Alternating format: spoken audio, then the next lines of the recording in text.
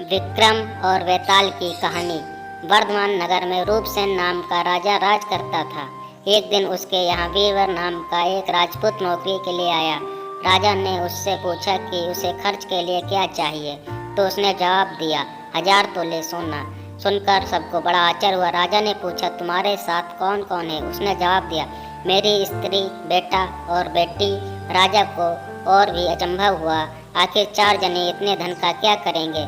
फिर भी उसने उसकी बात मान ली। उस दिन से बीरबल रोज 1000 तोले सोना भंडारी से लेकर अपने घर आता।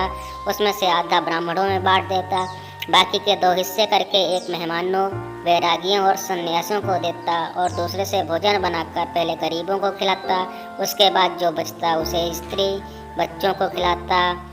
काम यह था कि शाम होते ही ढाल तलवार लेकर राजा के पलंग की चौकीदारी करता। राजा को जब कभी रात को जरूरत होती वह हाजिर रहता।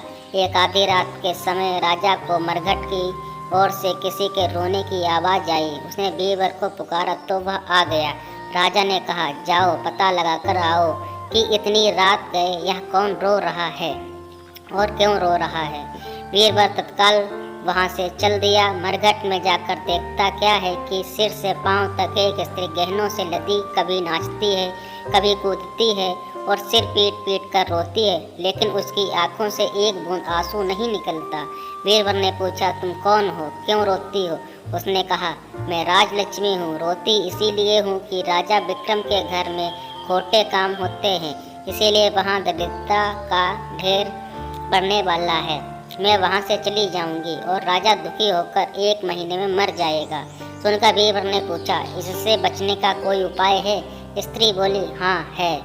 यहाँ से पूरब की ओर 1 योजन पर एक देवी का मंदिर है। अगर तुम उस देवी पर अपने बेटे का सिर चढ़ा दो तो विपदा टल सकती है। फिर राजा 100 बरस तक वे खटक के राज करेगा।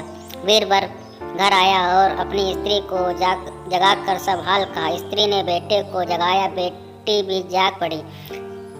जब बालक ने बात सुनी तो वह खुश होकर बोला आप मेरा शीश काट कर जरूर चढ़ा दें। एक तो आपकी आज्ञा, दूसरे स्वामी का काम, तीसरे यह देह देवता पर चढ़े, इससे बढ़कर बात और क्या होगी?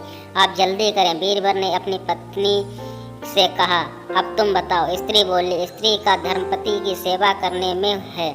निदान 4 जने देवी के मंदिर में पहुँचे। बीरबल ने हाथ जोड़कर कहा है देवी मैं अपने बेटे की बलि देता हूँ, मेरे राजा को 100 बरस की उम्र हो। इतना कहकर उसने जोर से खाड़ा मारा कि लड़के का शीश धड़ से अलग हो गया।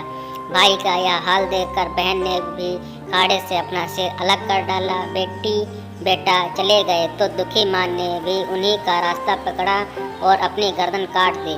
बीरबल ने सोचा कि घर में कोई नहीं रहा तो मैं भी जीकर क्या करूँगा। उसने भी अपना सिर काट डाला। राजा को जब यह मालूम हुआ तो वह वहाँ आया। उसने बड़ा दुख हुआ कि उसके लिए 4 प्राणियों की जान चली गई। वह सोचने लगा कि ऐसा राज करने से धिक्कार है। यह सोच उसने तलवार उठा ली और जैसे ही अपना सिर काटने को हुआ कि देवी ने प्रकट होकर उसका हाथ पकड़ लिया। बोली राजन मैं तेरे साहस से प्रसन्न हूँ, तू जो वर मांगेगा सो दूंगी। राजा ने कहा देवी तुम प्रसन्न हो तो इन 4 को जिंदा कर दो।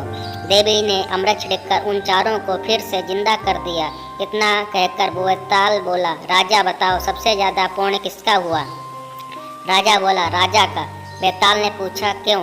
राजा ने कहा इसीलिए कि स्वामी के लिए चाकर का प्राण देना धर्म है, लेकिन चाकर के लिए राजा का राजपाट को छोड़ जाना, जान को तिनके के समान समझकर देने को तैयार हो जाना बहुत बड़ी बात है। यह सुनकर वेताल गायब हो गया और पेड़ पर जा लटका। बेचारा राजा दौड़ा दौड़ा वहां पहुंचा और उसे फिर पकड़ लाया।